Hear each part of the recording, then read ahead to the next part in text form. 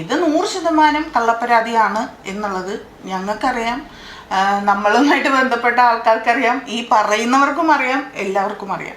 അത് ഞങ്ങൾ തെളിയിക്കും. അതിൽ ഇനി ഒരു കോംപ്രമൈസും ഒരാളുമായിട്ടും ഇല്ല. കുറച്ച് നാൾക്ക് മുന്നേ ഉപ്പും മുളകും സീരിയലിൽ അഭിനയിക്കുന്ന SP ശ്രീകുമാറിനെതിരെയും ബിജു സോപാനത്തിനെതിരെയും ഒരു സ്ത്രീ കേസ് കൊടുത്തിട്ടുണ്ടായിരുന്നു. അപ്പോൾ ഈ ഒരു കേസിന്റെ വിഷയത്തിൽ അവരുടെ ഭാഗത്തു നിന്ന് യാതൊരുവിധ പ്രതികരണവും ഉണ്ടായിട്ടില്ലായിരുന്നു. ശരിക്കും ഇങ്ങനെയൊക്കെയുള്ള ഒരു കേസും കാര്യങ്ങളൊക്കെ വരുമ്പോഴത്തേക്ക് എന്തെങ്കിലുമൊക്കെ ഉണ്ടെങ്കിൽ നമ്മൾ സ്പോട്ടിൽ വന്ന് റിയാക്ട് ചെയ്യണം. നമ്മൾ ഇതെല്ലാം കഴിഞ്ഞിട്ട് ഇതിനെ പറ്റിയിട്ടൊന്നും ചർച്ച ചെയ്യാതിരിക്കുന്ന സമയത്ത് വന്ന് നമുക്ക് എന്താണോ പറയാനുള്ള അഭിപ്രായങ്ങൾ നമ്മൾ പറയുന്ന സമയത്ത് പലപ്പോഴും നമ്മൾ പറയണത് ആരും കേൾക്കാതെ പോകും, അല്ലേ? ഇപ്പം എക്സാമ്പിൾ ഞാൻ നിവിൻ പോളിയുടെ ഒരു കേസ് എടുക്കാം. നിവിൻ പോളിക്കെതിരെ ഒരു ആരോപണം വന്ന സമയത്ത് നിവിൻ പോളി പെട്ടെന്ന് ചെയ്തത് എല്ലാ മീഡിയാസുകാരെയും വിളിച്ചു വരുത്തിയിട്ട് നിവിൻ പോളി എന്താണ് സംഭവിച്ചത്, എന്താണ് സത്യമെന്ന് വളരെ ഓപ്പൺ ആയിട്ട് വിളിച്ചു പറഞ്ഞു. ശരിക്കും അതാണ് ഇവിടെ ചെയ്യേണ്ടത്. ഓക്കെ, എല്ലാം കഴിഞ്ഞ് വന്നിട്ട് നമ്മൾ ഇങ്ങനെയുള്ള ഒരു എക്സ്പ്ലനേഷൻ കൊടുക്കുമ്പോൾ പലപ്പോഴും അത് ആരും ചെവി കൊള്ളത്തില്ല, അത്രയേ ഉള്ളൂ. ഓക്കെ, എന്തായാലും നമുക്ക് വീഡിയോയിലോട്ട് പോകാം. ഇന്നലെ SP ശ്രീകുമാറിന്റെ വൈഫിന്റെ ഒരു ഇന്റർവ്യൂ വന്നിട്ടുണ്ട് ഈ ഒരു വിഷയത്തെ പറ്റിയിട്ട്. എന്തായാലും വീഡിയോ ഒന്ന് കണ്ടു നോക്കാം. പറയാനുള്ള സ്വാതന്ത്ര്യം എനിക്കില്ല. സത്യത്തിൽ ഞാനും ഒരു സ്ത്രീയാണ്. അവരനുഭവിക്കുന്ന അതേ സംരക്ഷണം എനിക്കും ആവശ്യമാണ്. പക്ഷെ അത് പറയാൻ പറ്റാത്തത് എൻ്റെ ഗതികേടാണെന്നേ ഞാൻ പറയുള്ളൂ. അപ്പോൾ അങ്ങനെ ഒരു സംഗതി വന്നപ്പോൾ ഒരു സ്ത്രീ എന്നുള്ള രീതിയിൽ ഞാൻ അത് 100% വ്യാജ പരാതിയാണെന്ന് എനിക്കറിയാം. നിയമപരമായി തന്നെ അതിനെ നേരിടും എന്നൊക്കെയുള്ള വിശ്വാസം എനിക്കുണ്ട്. എൻ്റെ സുഹൃത്തുക്കൾ എൻ്റെ കൂടെ ഉണ്ടായിരുന്നു. ഇതൊക്കെ ഉണ്ടെങ്കിൽ പോലും ഞാൻ പറയുന്നത് നമ്മൾ ആ സമയത്ത് ആ ഒരു ഫ്രാക്ഷൻ ഓഫ് സെക്കൻഡ് നമ്മൾ പോയ ഒരു മാനസികാവസ്ഥയുണ്ട്. അതൊരാളും ചിന്തിച്ചിട്ടില്ല. ഈ പറയുന്ന ഓപ്പോസിറ്റ് നിൽക്കുന്നതും ഒരു സ്ത്രീയല്ലേ, അവരും ചിന്തിച്ചിട്ടില്ലല്ലോ. തീർച്ചയായിട്ടും ഇങ്ങനെ ഒരു പരാതി വരുന്ന സമയത്ത് അത് എന്തുമാത്രം മാനസിക ബുദ്ധിമുട്ടുണ്ടാക്കുമെന്ന് നമുക്ക് പറയാതെ തന്നെ അറിയാം. പ്രത്യേകിച്ച് അതൊരു വ്യാജ പരാതി ആണെങ്കിൽ. ഇതിനകത്ത് ഇവർ റിപ്പീറ്റ് ചെയ്ത് പറയുന്നുണ്ട് ഇതൊരു വ്യാജ പരാതിയാണെന്ന്. എങ്കിൽ പിന്നെ എന്തുകൊണ്ട് ആ ഒരു നിമിഷം വന്ന് പ്രതികരിച്ചില്ല? ഇത്രയും നാൾ കഴിഞ്ഞിട്ട് എന്തിനു വന്ന് റിയാക്ട് ചെയ്യണമെന്നാണ് ഞാൻ ചോദിക്കുന്നത്. കാര്യം നിങ്ങൾക്കൊരു യൂട്യൂബ് ചാനലുണ്ട്, നിങ്ങൾക്ക് പറയാം. കാര്യം നിങ്ങളൊരു സ്ത്രീയാണ്, അല്ലേ? പോരാത്തതിന് ഈ പറയുന്ന SP ശ്രീകുമാറിന്റെ വൈഫാണ്. നിങ്ങൾക്ക് നിങ്ങളുടെ ചാനൽ ത്രൂ വന്നിട്ട് ഈ കാര്യങ്ങളെല്ലാം വിളിച്ച് പറയാനേ ഉള്ളൂ. പിന്നെ നിങ്ങൾ എന്തിനു ഐഡി ചെയ്യണം? കള്ളപ്പരാതി കൊടുക്കുക എന്ന് പറയുന്നത് അത്ര ശരിയുള്ളൊരു ഏർപ്പാടൊന്നുമല്ല. അങ്ങനെ കള്ളപ്പരാതി ആണെങ്കിൽ അവരുടെ പേരിൽ ആക്ഷൻ എടുക്കണം. കാര്യം നിങ്ങൾക്കുണ്ടായ മാനനഷ്ടം അപ്പോൾ എന്തുമാത്രമാണ്, അതൊക്കെ നിങ്ങൾ മനസ്സിലാക്കണം. ഇതെല്ലാം കഴിഞ്ഞിട്ട് വന്നിട്ട് നിങ്ങളൊരു ഇന്റർവ്യൂവിൽ വന്ന് പറയുന്നതിനകത്തോട്ട് എനിക്ക് പേഴ്സണലി യാതൊരു യോജിപ്പില്ല. ഉള്ള കാര്യങ്ങൾ പറയാമല്ലോ. സത്യം പറഞ്ഞാൽ നിയമങ്ങള് രണ്ട് രീതിയിൽ ഉപയോഗിക്കപ്പെടാൻ. അപ്പം ഇത്തരം വ്യാജ പരാതികൾ വരുമ്പോൾ എന്ത് സംഭവിക്കും? സത്യമായ പരാതി കൊടുക്കുന്നവരുടെ ഞാൻ പറയുന്ന ഈ അന്വേഷണ ഉദ്യോഗസ്ഥർക്ക് കൂടുതൽ എന്താ പറയുക തിരക്കുകൾ ഇവരുണ്ടാക്കി കൊടുക്കല്ലേ ഈ വ്യാജ പരാതി കൂടിയിട്ട്. ഇതിന്റെ പണിയെടുക്കണ്ടേ? ഇത് ഞാൻ സമയം കൊടുക്കുന്നില്ല, അതാണ് ഞാൻ പറയുന്നത്. അപ്പം അങ്ങനെ ഒരു സംഗതി വന്നു കഴിഞ്ഞപ്പോൾ എന്തായാലും ഞാൻ ശ്രീയുടെ അടുത്ത് ഞങ്ങൾ രണ്ടുപേരും പറയുന്നത് ഇത്രയേ ഉള്ളൂ. ഇത് 100% കള്ളപ്പരാതിയാണ് എന്നുള്ളത് ഞങ്ങൾക്കറിയാം, നമ്മളുമായിട്ട് ബന്ധപ്പെട്ട ആൾക്കാർക്കറിയാം, ഈ പറയുന്നവർക്കും അറിയാം, എല്ലാവർക്കും അറിയാം. ശരിക്കും പറഞ്ഞാൽ പലപ്പോഴും ഈ സ്ത്രീകൾക്കാണ് മുൻഗണന ഈ കേസ് കൊടുക്കുമ്പം. അത് പല സ്ത്രീകളും അത് ദുരുപയോഗം ചെയ്യുവാണ്, അവരത് മിസ്യൂസ് ചെയ്യുവാണ്. അതായത് ഇപ്പം ആരോടെങ്കിലും ഉള്ള വാശിക്ക് നമ്മൾ പോയി കള്ളപ്പരാതി കൊടുക്കുവാണ്. പ്രത്യേകിച്ച് സ്ത്രീകൾ കേസ് കൊടുക്കുമ്പോൾ പോലീസുകാർ സ്പോട്ടിൽ ആക്ഷൻ എടുക്കും, അല്ലേ? അപ്പോൾ ഇതുപോലൊരു കാര്യമാണ് ഇവിടെ ഇവരും പറഞ്ഞുകൊണ്ടിരിക്കുന്നത്. ശരിക്കും ഇങ്ങനെയുള്ള വ്യാജ പരാതിയാണ് കൊടുക്കുന്നതെങ്കിൽ ആ സ്ത്രീകൾക്കെതിരെയാണ് കേസ് എടുക്കേണ്ടത്. എന്നാൽ അവരെയൊക്കെ പിടിച്ച് ജയിലിലിടണം. അതാണ് ശരിക്കും ചെയ്യേണ്ടത്. ഇവരിനകത്ത് റിപ്പീറ്റഡ്ലി പറയുന്നുണ്ട് എന്തായാലും ഇവരിനി കേസും കാര്യങ്ങളൊക്കെ ആയിട്ട് മുന്നോട്ട് പോകുമെന്നാണ് പറയണത്. ഇനി വേറൊരാളുണ്ട്, ഈ ബാലു എന്ന് പറയുന്ന മറ്റേ ബിജു സോപാനം. അയാളുടെ വായിൽ നിന്ന് കമാന്നൊരു അക്ഷരം ഇതുവരെ മിണ്ടിയിട്ടില്ല. അതെന്താണ് കാര്യമെന്ന് നമുക്കറിയത്തില്ല. കാര്യം ആ പുള്ളി ആയാൽ പോലും ഈ ഒരു വിഷയത്തിൽ വന്ന് പ്രതികരിക്കണം. ചുമ്മാതെ മിണ്ടാതിരുന്നിട്ടൊന്നും യാതൊരു പ്രയോജനമില്ല. കാര്യം ഇതൊരു മെയിൻ സ്ട്രീം ചാനലിലൊക്കെ വന്ന വലിയൊരു വാർത്തയാണ്. അതിന് നമ്മൾ തക്കതായ മറുപടി ആ നിമിഷം തന്നെ കൊടുക്കുക. അതാണ് ചെയ്യേണ്ടത്. അത് ഞങ്ങൾ തെളിയിക്കും. അതിൽ ഇനി ഒരു കോംപ്രമൈസും ഒരാളുമായിട്ടും ഇല്ല. അതിന്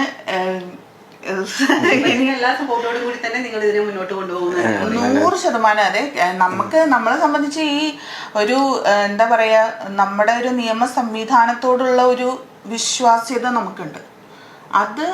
അതിൻ്റെ ഒരു ഒറ്റ ബലത്തിലാണ് നമ്മൾ ഇപ്പോഴും എവിടെ ഇരുന്ന് സംസാരിക്കുന്നത്. അത് ഞങ്ങൾ തെളിയിക്കും. അത് തെളിയിച്ചതിന് ശേഷം ഒരു വരവ് ഞാൻ വരും, അത് ഉറപ്പാണ്. എനിക്കത് ഫീൽ ചെയ്യുന്നുണ്ട്. കാരണം നിയമത്തിന് സ്നേഹ ബഹുമാനിക്കുന്നത് കൊണ്ടും വിശ്വസിക്കുന്നത് കൊണ്ടുമാണ് സ്നേഹയ്ക്ക് പലതും തുറന്ന് പറയാൻ പറ്റാത്തത്. ഞങ്ങൾ എന്തായാലും ഇത് ഏത് അറ്റം വരെ പോകാൻ പറ്റുമോ അതുവരെ ഞങ്ങൾ ഇപ്പം കാര്യം ജുഡീഷ്യറിയിൽ ഞങ്ങൾക്ക് അത്രയും വിശ്വാസമുണ്ട്. അല്ല, വിശ്വാസം ഉള്ളതുകൊണ്ട് ഇപ്പം നമ്മളുടെ അടുത്ത് പല ആൾക്കാരും ഈ സംഭവം കഴിഞ്ഞതിന് ശേഷം ഒരുപാട്, ഇപ്പം എനിക്കൊരു യൂട്യൂബ് ചാനൽ ഉള്ളതാണ്, നമ്മൾ രണ്ടുപേരും സോഷ്യൽ മീഡിയയിൽ ആക്റ്റീവായിട്ട് നിൽക്കുന്ന, ഇതിൻ്റെ ഇടയിലൊക്കെ ഒരുപാട് കമൻസ് വരുന്നുണ്ട്. എന്തുകൊണ്ട് നിങ്ങൾ പ്രതികരിക്കുന്നില്ല, എന്തുകൊണ്ട് നിങ്ങൾ വന്ന് പറയുന്നില്ല, ഞാനത് ചെയ്തില്ല എന്ന് പറയുന്നില്ല. സത്യത്തിൽ നമ്മുടെ നിയമം അനുവദിക്കുന്ന കാര്യങ്ങളെ ഞങ്ങൾക്ക് ചെയ്യാൻ പറ്റുള്ളൂ. കാര്യം ഞങ്ങൾ അതിൽ വിശ്വസിക്കുന്ന ആളാണ്. ഞങ്ങൾക്ക് നീതി നേടിത്തരാൻ പോകുന്നത് 100% ഇന്ത്യൻ നിയമവ്യവസ്ഥയാണെന്നുള്ള വിശ്വാസം ഞങ്ങൾക്കുണ്ട്. ഇത്രയും വലിയൊരു വിഷയം വരുമ്പോഴത്തേക്ക് നിങ്ങളുടെ കമന്റ് ബോക്സിൽ കമന്റ് വരുന്നത് വലിയ കുറ്റകരമായിട്ടുള്ളൊരു കാര്യമല്ല. കാര്യം അത് തീർച്ചയായിട്ടും വരും. നിങ്ങൾ ഇഷ്ടപ്പെടുന്ന, നിങ്ങളെ ഫോളോ ചെയ്യുന്ന ഒരുപാട് ആൾക്കാരുണ്ട്. അപ്പോൾ അവർക്ക് അതിൻ്റെ സത്യം അറിയണ്ടേ. അപ്പോൾ അതുകൊണ്ടായിരിക്കും അവർ വന്നിരുന്ന് കമന്റ് ഇടുന്നത്. അപ്പോൾ അറ്റ്ലീസ്റ്റ് നിങ്ങൾക്കെങ്കിലും കൊടുക്കാം. ഈ പറയുന്ന വൈഫ് എന്ന് പറയുന്ന ഈ ഒരു മറ്റേ ലേഡിക്കെങ്കിലും വന്നിട്ട് റിപ്ലൈ കൊടുക്കാം അല്ലേ? അങ്ങനെയൊന്നും അല്ല സത്യം. ഇതിന് വേറെ ഒരു വശം കൂടി ഉണ്ട്. ആ ഒരു കാര്യം നിങ്ങളുടെ അടുത്ത് ഞങ്ങൾ വന്ന് ഉടനെ പറയുന്നതായിരിക്കാം. നിങ്ങൾ ദൈവത്തെ ഓർത്ത് നിങ്ങൾ ഞങ്ങളെ തെറ്റിദ്ധരിക്കരുത് എന്നൊക്കെയുള്ള രീതിയിൽ നിങ്ങൾക്ക് പറയാം. നിങ്ങൾ അതൊന്നും പറഞ്ഞിട്ടില്ല. ഓക്കെ, അപ്പം നമ്മൾ കമന്റ് ഇടുന്ന ആൾക്കാരെ ഒന്നും ഈ ഒരു വിഷയത്തിൽ കുറ്റം പറഞ്ഞിട്ട് യാതൊരു കാര്യമില്ല.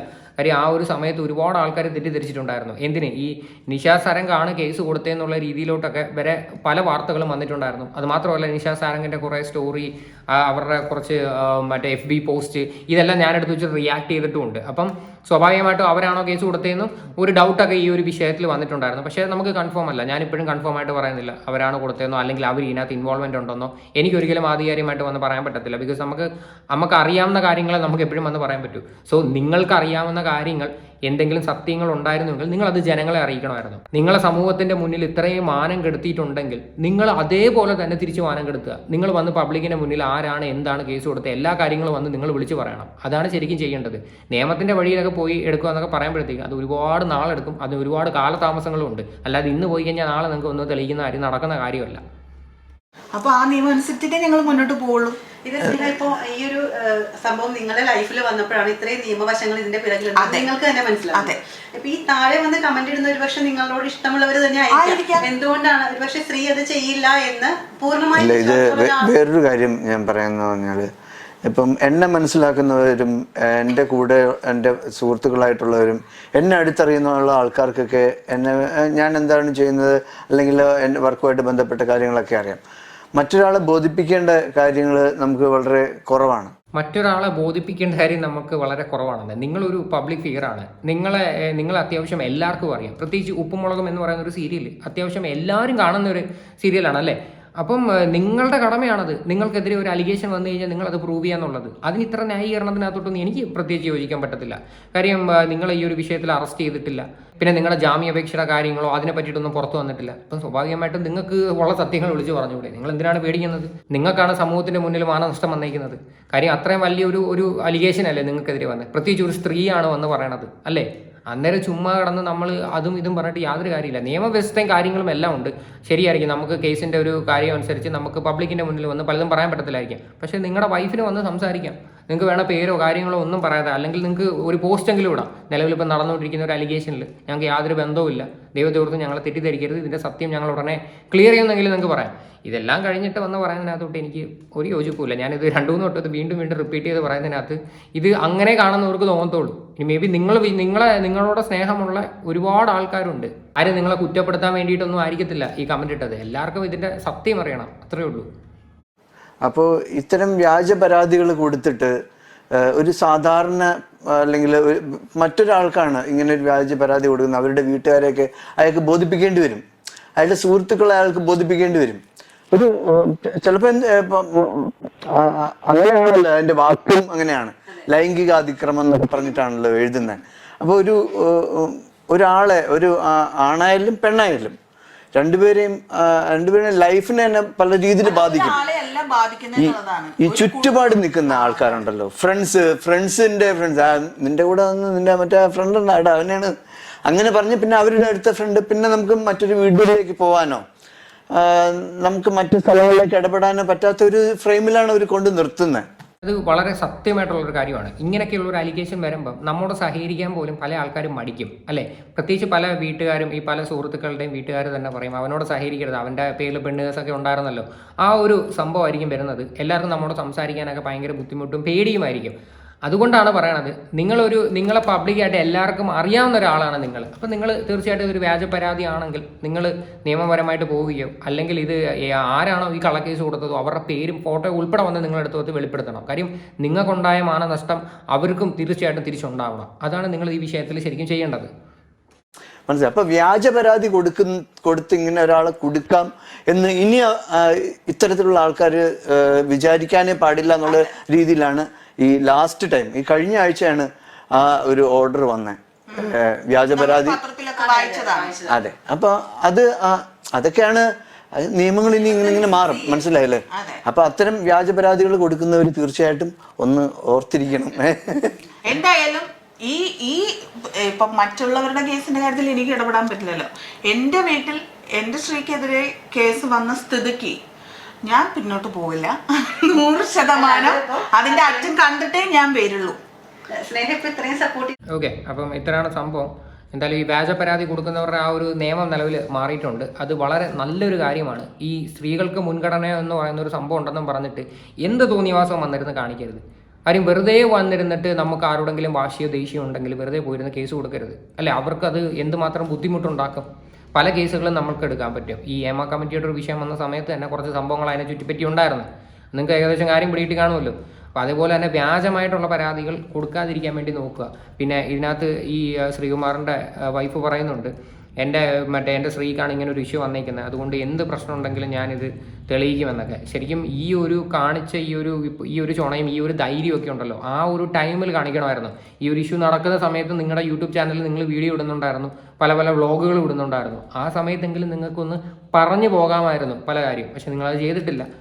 അതൊക്കെ ചെയ്തായിരുന്നെങ്കിൽ സത്യം പറഞ്ഞു കഴിഞ്ഞാൽ കുറച്ചും കൂടിയൊക്കെ ആൾക്കാർക്ക് നിങ്ങളെ മനസ്സിലായല്ലേ. ഓക്കെ, എന്തായാലും ഈ ഒരു വിഷയമായിട്ട് ബന്ധപ്പെട്ട് നിങ്ങളുടെയൊക്കെ അഭിപ്രായങ്ങൾ എന്താണെന്ന് വെച്ചാൽ നിങ്ങൾ തീർച്ചയായിട്ടും കമൻറ്റ് ചെയ്യുക.